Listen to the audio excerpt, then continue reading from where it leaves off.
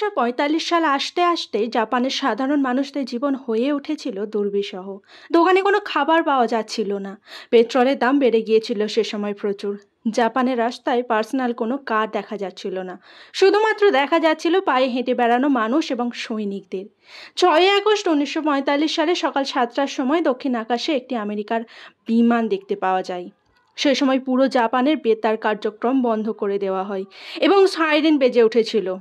ওই প্লেনটিকে পাঠানো হয়েছিল হিরোশিমার ওয়েদার কেমন আছে তা জানার জন্য। জাপানে পেট্রোলের পরিমাণ এতটাই কমে গিয়েছিল যে আমেরিকান বিমানটিকে আটকানোর জন্য কোনো জাপানি বিমান পাঠানো হয়নি। আমেরিকার ওই বিমানের পিছনে অন্য বিমানটিকে দেখে কোডেড খবর পাঠায় অল ওয়েল। সাইরেন বাজানো বন্ধ হয়ে যায় এবং বেতার পুনরায় চালু হয়। কিছুক্ষণ পর জাপান আবারও একটি যুদ্ধ বিমান আসার সিগন্যাল পায়। জাপানের সেনাবাহিনী ভেবেছিল এই প্লেনটিও হয়তো আগের মতোই শুধুমাত্র দেখতে এসেছে। তারা বুঝতে পারেনি যে ওই প্লেনটার মধ্যে রয়েছে পরমাণু বোমাটি। আসলে জাপানের কোনো ধারণাই ছিল না যে আমেরিকা জাপানের ওপর পরমাণু বোমা ফেলতে চলেছে। আসলে এই পরমাণু বোমাটি ভীষণই সিক্রেটভাবে বানানো হয়েছিল লস অ্যালামাস ল্যাবরেটরিতে। এমনকি এই পরমাণু বোমের কথা প্রথমের দিকে আমেরিকার উপরাষ্ট্রপতি ট্রুম্যানও জানতো না। উনি জানতে পেরেছিলেন তখন যখন আমেরিকার রাষ্ট্রপতি মারা যায় আর উনি নতুন রাষ্ট্রপতি হিসাবে শপথ গ্রহণ করেছিলেন। এই পরমাণু বোমাটির নাম ছিল লিটল বয়। আয়তনে 10 ফুট 24 ইঞ্চি লম্বা, ওজনে ছিল 4 টন। ওই দিন পর্যন্ত জাপানের মানুষজনেদের জীবন মোটামুটি ভালোভাবেই চলছিল, কিন্তু সকাল 8:15-তে জাপানের প্রত্যেকটা মানুষের জীবন পুরোপুরিভাবে পাল্টে গিয়েছিল। প্রথমেই কর্নেল পল ডেভিড ইন্টারকবেটকে বলেন তার চশমাটি পরে নিতে এবং আরও বলেন যে এবার সময় এসেছে পরমাণু বোমাটিকে নিক্ষেপ করার। আর ঠিক তারপরেই আমেরিকা জাপানের পরমাণু বোমাটিকে নিক্ষেপ করে। এই পরমাণু বোমাটি জাপানের মাটিতে পৌঁছতে সময় নিয়েছিল মাত্র 43 সেকেন্ড। ওই দিন প্রচুর হাওয়া চলছিল, তাই পরমাণু বোমাটিকে যেখানে নিক্ষেপ করার কথা ছিল সেখান থেকে 250 মিটার দূরে একটি সার্জিক্যাল ক্লিনিকের ওপর গিয়ে পড়েছিল। এই বোমাটির ক্ষমতা ছিল 15,000 TMT সমান। যখন এই পরমাণু বোমাটি ফেটেছিল তখন সেখানকার তাপমাত্রা প্রায় 10 লক্ষ ডিগ্রি সেন্টিগ্রেড বেড়ে গিয়েছিল। আমেরিকার বিমান থেকে পাইলট দেখে জাপানে আগুনের গোলা তৈরি হতে। জাপানের ওপর বোমাটি পড়ার সাথে সাথেই কংক্রিটের তৈরি বাড়ি বাদে সব কিছু মুহূর্তের মধ্যে হুড়মুড়িয়ে ভেঙে পড়েছিল।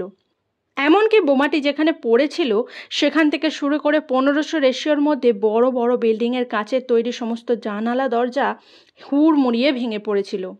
হিরোশিমা কিছু মুহূর্তেই পুরোপুরি ধ্বংস হয়ে গিয়েছিল আর মারা গিয়েছিল 40,000 হিরোশিমাবাসী। এইসব বসে ক্যামেরাবন্দি করছিল আমেরিকার ওই বিমানে বসেই থাকা পপ ক্যারেন। বোমা ফাটার পর সাদা ধোঁয়া প্রায় 3,500 মিটার পর্যন্ত উঁচুতে উঠেছিল এবং দেখতে অনেকটা মাশরুমের মতো লাগছিল, তাই এটিকে নাম দেওয়া হয়েছিল ডেড মাশরুম। আর এই মাশরুমের আকৃতি ধোঁয়ার নিচে কত কত মানুষের বডি পড়েছিল। হিরোশিমার পরিবেশ হয়ে উঠেছিল দুর্বিষহ, ভরে উঠেছিল মানুষজনের কান্নার আর আতঙ্কে। এই ধোঁয়ার নিচে জ্বলে যাচ্ছিল হাজার হাজার জীবিত মানুষের দেহ। এই হামলা থেকে বেঁচে যাওয়া লোকজনেদের মধ্যে একজন জাপানি নৌসেনার ডবসম্যানও ছিল, ইয়ামাগুচি। তিনি বলেন যে তিনি লক্ষ্য করেন সকালের দিকে আকাশ থেকে কি একটা যেন পড়ছে, তারপর কিছু মুহূর্তেই সব কিছু ধ্বংস করে দেয় আর তার শরীর সে সময় কাজ করাও বন্ধ করে দিয়েছিল। এই পরমাণু বোমা থেকে বেরোচ্ছিল রশ্মি। ওই রশ্মি এতটাই ক্ষতিকারক ছিল যে কিছু সময়ের জন্য তার শরীরের কাজ করাও বন্ধ করে দেয়। উনি হাত দিয়ে নিজের চোখ ঢাকেন আর মাটিতে লুটিয়ে পড়েন। মুহূর্তেই মাটি কেঁপে ওঠে আর উনি মাটি থেকে 1/2 মিটার উঁচুতে ছিটকে পড়েন। তারপর উনি যখন চোখ খোলেন তখন দেখলেন চারিদিকে শুধুই অন্ধকার নেমে এসেছে। মনে হচ্ছে যেন দিন শেষে রাত নেমে এসেছে। তিনি হঠাৎই দেখেন তার শরীরের বাঁ দিক কেমন গরম হয়ে উঠেছে আর তিনি বমি করতে করতে আবারও অজ্ঞান হয়ে পড়েন এবং মাটিতে লুটিয়ে যান। তারপর যখন আবারও জ্ঞান ফেরে উনি দূরের দিকে তাকিয়ে দেখেন আরেকটি গাছ দেখতে পান যার সমস্ত পাতা শুকিয়ে গেছে। উনি ওনার সর্বশক্তি দিয়ে সেই গাছটির কাছে পৌঁছায় আর বসে পড়েন এবং একটু জলের জন্য হাহাকার করতে থাকেন।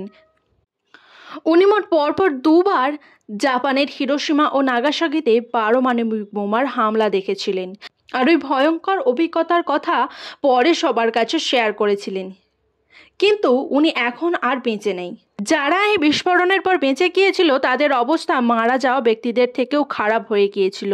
তাদেরকে সহ্য করতে হয়েছিল অত্যন্ত যন্ত্রণা। এসব শুনে মনে হচ্ছে না কিভাবে হিরোশিমার সমস্ত মানুষ কিছু সময়ের মধ্যে সব কিছু হারিয়ে ফেলেছিল। হিরোশিমা শহরের পূর্ব সীমায় একটি ট্রেন পূর্ব দিক থেকে এগোচ্ছিল।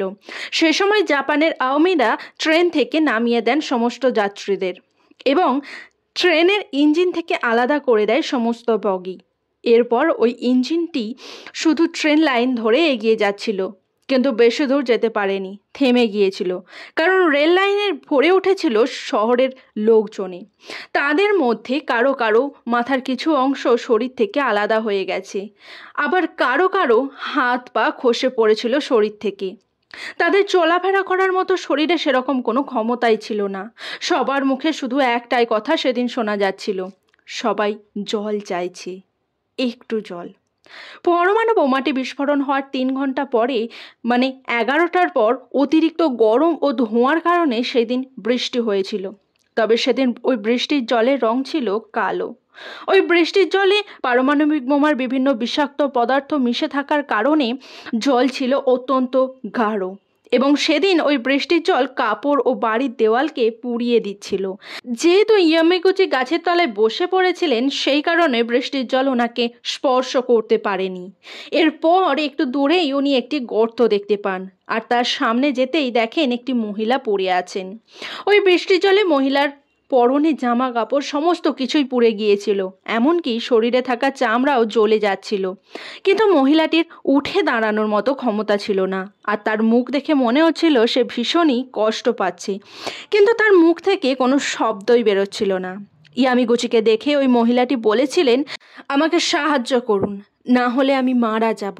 ঠিক ওই সময় 2টি বাচ্চা ওইখানে আসে, কিন্তু তাদের আশ্চর্যভাবে কিছুই হয়নি। এসে ওনাকে বলেন যে আপনার শরীর জ্বলে যাচ্ছে। ইয়ামাগুচি ওনার শরীরে হাত দিয়ে দেখেন ওনার শরীর থেকে চামড়া ছিঁড়ে যাচ্ছিল আর পুরো শরীর কালো হয়ে গেছে। ওই বাচ্চা দুটি ওনাকে নিয়ে যায় ডাক্তারের কাছে। সেখানে গিয়ে দেখেন বেশিরভাগ মানুষের মৃতদেহ পড়ে আছে, আর কিছু মানুষের হাতগুলো একটু একটু নড়ছে। এরপর একটি নার্স এসে ওনাকে হাতে মলম লাগিয়ে ব্যান্ডেজ করে দিয়ে যায়। এইখানে শেষ হয়নি, আমেরিকা আবারও জাপানের ওপর আঘাত আনতে চলেছিল। 9 আগস্ট 1945 সালে নাগাসাকিতে আমেরিকা আবারও একটি পারমাণবিক বোমা নিক্ষেপ করেছিল মাত্র 3 দিনের মাথায়। এই বোমাটি পড়তে সময় লেগেছিল 52 সেকেন্ড, আর যেখানে পড়েছিল তার আশেপাশে 1 কিলোমিটারের মধ্যে পুরো ধ্বংসস্তূপে পরিণত হয়েছিল। ওইখানে যে সমস্ত কিছু অবস্থান করছিল তার কোনো কিছুরই অস্তিত্ব পাওয়া যাচ্ছিল না। ওই বিস্ফোরণের কারণে প্রচণ্ড তাপমাত্রা বেড়ে গিয়েছিল, আর সেই কারণে মানুষের শরীরে এক এক ফোঁটার জল শুষে নিয়েছিল ওই পারমাণবিক বোমাটি। ওই বোমের বিস্ফোরণের কারণে 4 কিলোমিটার দূরে থাকা বাড়ির সমস্ত কাঁচ ভেঙে গুঁড়ো হয়ে গিয়েছিল। শত শত পশু পাখি মানুষজন মারা গিয়েছিল। বোমাটি যেখানে পড়েছিল সেখান থেকে মাত্র 500 মিটার দূরে ছিল একটি প্রাইমারি স্কুল, আর সেটি দাঁড়িয়েছিল শুধুমাত্র কংক্রিটের তৈরি কঙ্কালের মতো। চিয়োকো নামের একটি লোক একটা বিকট শব্দ শুনতে পান, আর দেখেন ওনার পিঠ থেকে মাংস উঠে গেছে কিছুটা। সাথে ছিল ওনার মেয়ে। উনি লক্ষ্য করেন ওনার মেয়ের মাথার সমস্ত চুলগুলো দাঁড়িয়ে গেছে। চিৎকার করার চেষ্টা করলেও মুখ থেকে কোনো শব্দ বেরোচ্ছিল না। বেশিরভাগ মানুষ যারা মৃত বা মৃতপ্রায় তাদের মুখ থেকে রক্ত বেরোচ্ছিল। তখন পারমাণবিক বোমা খুব বেশি দিন আবিষ্কার না হওয়ার কারণে সাধারণ মানুষের এটার নামই জানতো না বা জানাই ছিল না। জাপানের মানুষের ধারণা ছিল হয়তো সূর্যের সাথে কিছু হয়েছে, তাই এরকম হলো। জাপানের হিরোশিমা ও নাগাসাকি হসপিটালের অবস্থাও হয়ে উঠেছিল ভীষণই খারাপ। যেখানে বোমাটি বিস্ফোরণ হয়েছিল ওই 2টি শহর যেখানে সমস্ত জল শুকিয়ে গিয়েছিল, আর 1 মাইক্রোসেকেন্ডের মধ্যেই 3টি জেল ভেঙে পড়েছিল। ওই জেলের মধ্যে একজন মানুষও বেঁচে ছিল না। ওই সময় রুট নাম্বার 206 চলতে থাকা ইলেকট্রিক ট্রেনের মধ্যে কোনো অস্তিত্ব ছিল না। সে সময় এত বড় দুর্ঘটনা উল্কাপিণ্ড পড়ার ফলেই হতে পারত, কিন্তু এটি হয়েছিল 2টি দেশের শত্রুতার কারণে। এই জন্যই পৃথিবীর ইতিহাসে মানুষের তৈরি সবথেকে ভয়ঙ্কর ঘটনা বলা হয় এটিকে। এই ঘটনার পর হিরোশিমা ও নাগাসাকির মানুষের জীবন হয়ে উঠেছিল অত্যন্ত দুর্বিষহ। বিস্ফোরণের দিন যে বৃষ্টি হয়েছিল, ওই বৃষ্টির জল যে সমস্ত মানুষের ওপর পড়েছিল তাদের ক্যান্সার বা স্কিন ডিজিজের মতো ভয়ঙ্কর রোগ হয়েছিল। এটি এখনও জাপানে ক্ষতি করে চলেছে এবং বর্তমান জেনারেশনে প্রচুর ক্ষতি করছে। এই ঘটনার পর জাপান আবারও নতুন করে নিজের দেশটিকে নিয়ে ভেবেছে এবং সমৃদ্ধ হয়ে উঠেছে। বর্তমানে জাপান অ্যাডভান্স দেশগুলির মধ্যে থেকে একটি হয়ে উঠেছে। কিন্তু আমেরিকা কেন জাপানের সাথে এত নৃশংসতা করলো? আসলে জাপানে বিস্ফোরণের কিছু সময় আগেই জাপান আমেরিকার পার্ল হারবারে আক্রমণ করে বসে, কোনো রকম ওয়ার্নিং ছাড়াই। সেই জন্য আজকের ভিডিওটি কেমন লাগলো আমাকে জানাতে কিন্তু ভুলবেন না। আর পার্ল হারবার আক্রমণ নিয়ে আমি অন্য একটা ভিডিওতে বলবো।